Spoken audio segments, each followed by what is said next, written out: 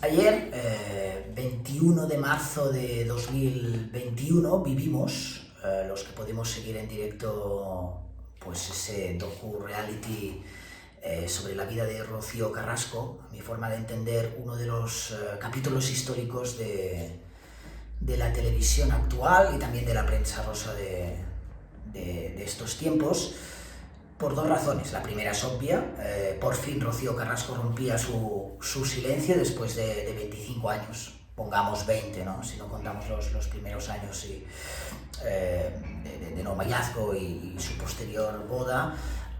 20 años de silencio, de una historia que se podría resumir del altar a los juzgados, ¿no? Una historia de amor que se podría resumir con ese titular, respecto precisamente a la relación sentimental con Antonio David que ha podido seguir toda España a lo largo de estos años. Ha sido una relación sentimental pública prácticamente, y luego me voy a referir a este hecho porque creo que es importante en esta historia.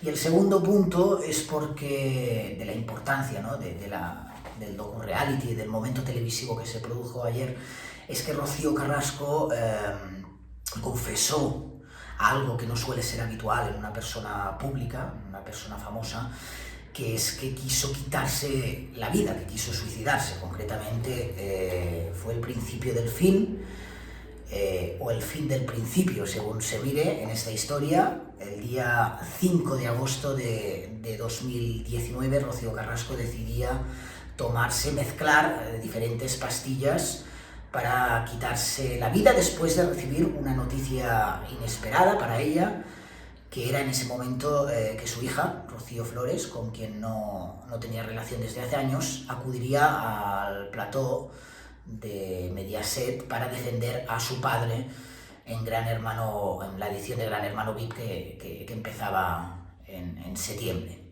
Ella alega que no estaba bien desde hace años. De hecho, en ese documental dijo que estaba bajo tratamiento psicológico y psiquiátrico desde 2011, con un trastorno depresivo crónico y de ansiedad desde ese año, y que esa noticia le terminó por afectar, porque precisamente no quería volver a pasar lo que había pasado años antes, y habla pues de la intervención de su actual marido, de Fidel Albiac, que fue quien entró en la habitación, la llevó al hospital y evitó lo que, según ella, tengo muchos apuntes porque dijo muchas cosas, fue una soberbia, o hubiera sido una soberbia putada, y algo de lo que se avergonzaba, ¿no? Que era ese acto de querer quitarse la vida. Bien, en esta historia hay muchos elementos. A mi forma de entender, es una historia difícil de juzgar, porque si uno atiende al desgarrador testimonio que ayer dio Rocío Carrasco, es difícil no conmoverse. Uno tiene que ser poco humano para no conmoverse con los datos, con la historia que ayer contó en ese primer avance Rocío Carrasco. Es cierto que hasta ahora teníamos solo una parte de la historia, la de Antonio David, que evidentemente por su papel mediático que quiso adquirir se ha paseado durante estos años por diferentes platós de televisión y revistas dando lo que era su versión. Y es una versión que en el imaginario colectivo dejaba a Rocío Carrasco como una mala madre, como una muy mala madre, ¿no? De hecho, la pregunta que nos hacíamos, y todavía algunos nos podemos hacer, es ¿cómo es posible que una madre rompa la relación con sus hijos de esta forma y no quiera saber nada de ellos? Bien, digo que esta historia es complicada porque de entrada,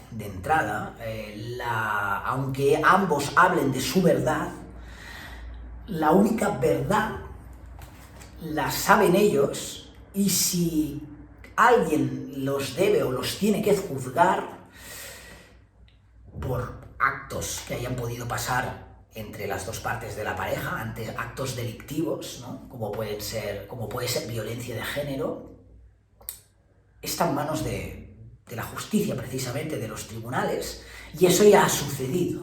Es decir, yo creo que en esta historia no debemos olvidar, a pesar de la proximidad, ¿no? del testimonio desgarrador de Rocío Carrasco, que ya hay unas sentencias a una serie de demandas que en su momento la hija de Rocío Jurado interpuso contra el exguardia civil. Una de ellas, por ejemplo, marzo de 2017, juzgado de violencia de género acude a Rocío Carrasco para ratificar ante el juez la querella por diferentes supuestos maltratos psicológicos y físicos contra Antonio David. Incorpora un informe extenso de peritos judiciales, pero a pesar de ello, un año más tarde, la audiencia provincial decide archivar el caso, con lo que Antonio David queda absuelto de esa querella. ¿Por qué digo esto? Porque yo tengo la sensación de que con el testimonio de Rocío Carrasco lo que ha sucedido es un efecto contrario. Es decir, mucha gente ha pasado de calificarla de mala madre a darle la razón, ¿no? Y a considerar que ahora el monstruo es la otra parte, ¿no? En este caso Antonio David. Nosotros no debemos, es que ni los periodistas, entiendo, esto es una opinión personal, no debemos entrar en ningún tipo de juicio moral ni de juicio de ningún tipo a cualquiera de estas dos partes, a pesar, insisto, de que ellos, especialmente una de ellas, ha decidido hacer pública toda esa relación y la problemática que hubo entre ellos, que es golosa, teniendo en cuenta de que forma parte de una de las sagas familiares españolas de más importancia, ¿no?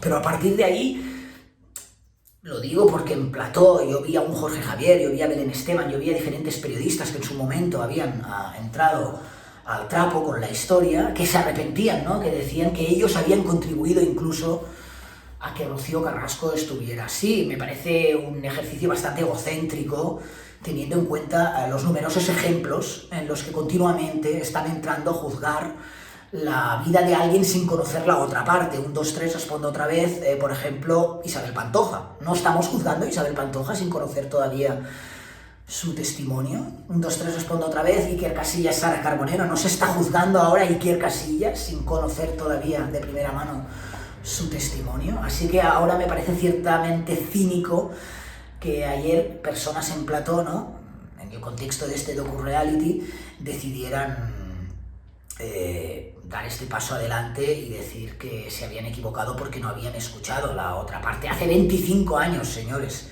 que no hemos escuchado la otra parte. Creo que cuando hay temas tan importantes y tan serios como es la violencia de género, hay que ir con mucho tacto y con mucho cuidado. Es cierto que ayer se desmontaba la imagen de esa persona fría, de esa persona que se había separado de sus hijos prácticamente de forma intencionada, ¿no?, manipulada según algunas fuentes por su propio marido, que no quería saber nada de sus hijos, y teníamos el testimonio devastador de una madre. Hay una frase que creo que dice, yo he tenido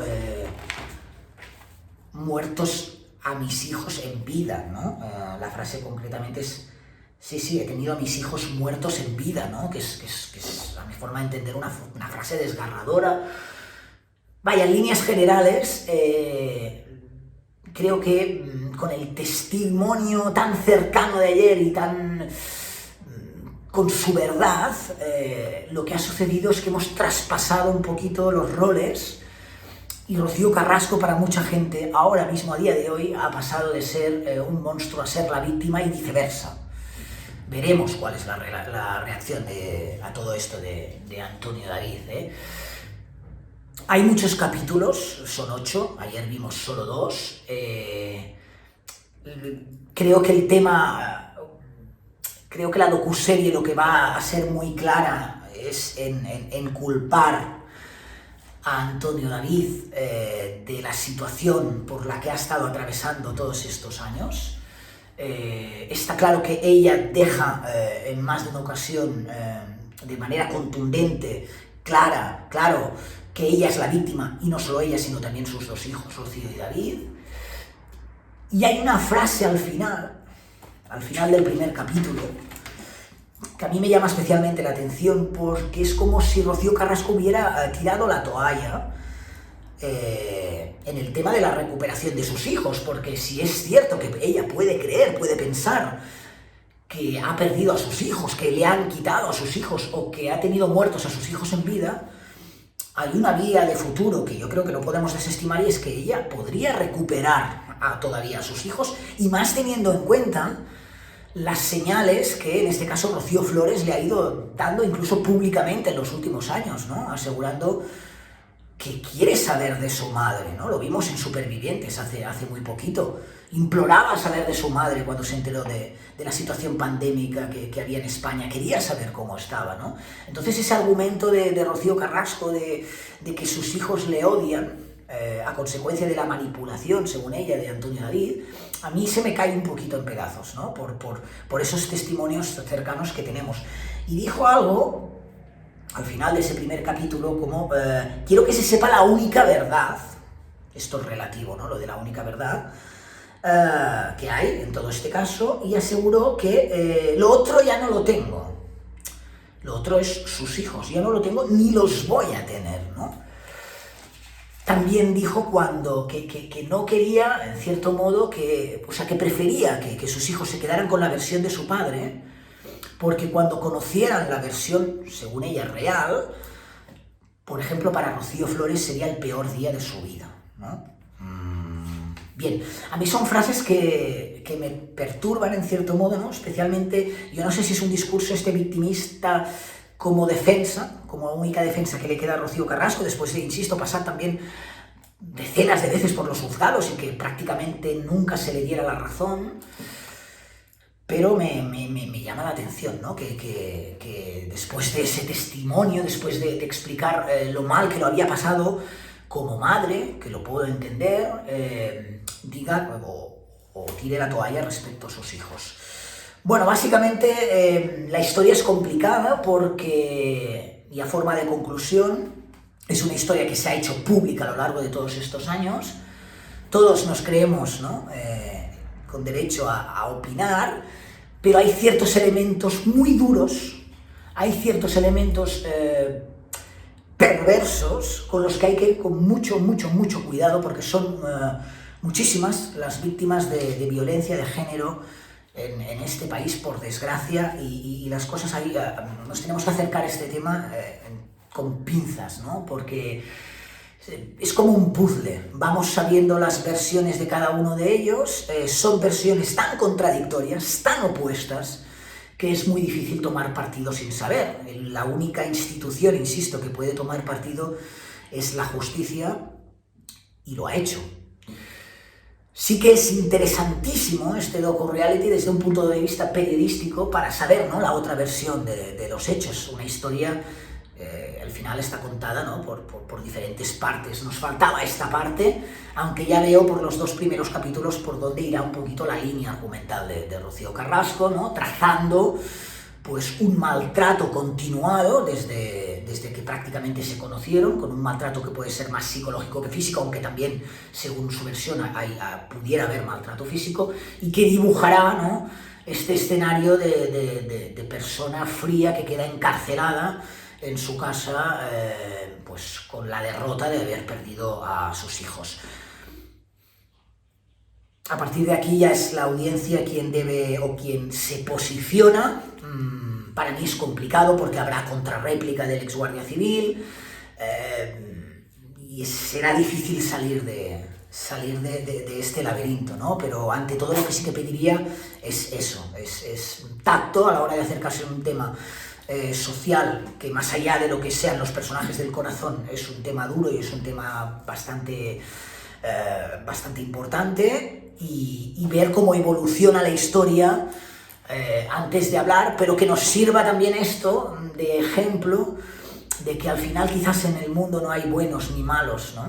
No hay buenas personas o malas personas, y que debemos hacer un ejercicio de empatía, de asertividad y de saber ponernos en la piel de los demás antes de opinar, sobre todo cuando no tenemos esas pruebas. Veremos cómo evoluciona esta docuserie de Rocío Carrasco y la seguiremos desde La Vanguardia.